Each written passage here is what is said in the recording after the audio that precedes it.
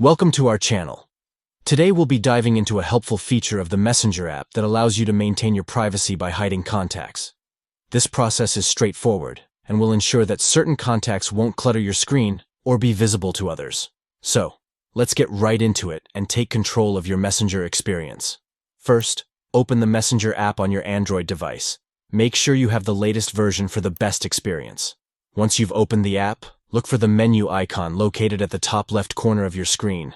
It appears as 3 horizontal lines. Next, tap on the menu icon. This will bring up a list of options. From here, you need to select the gear icon to access your settings.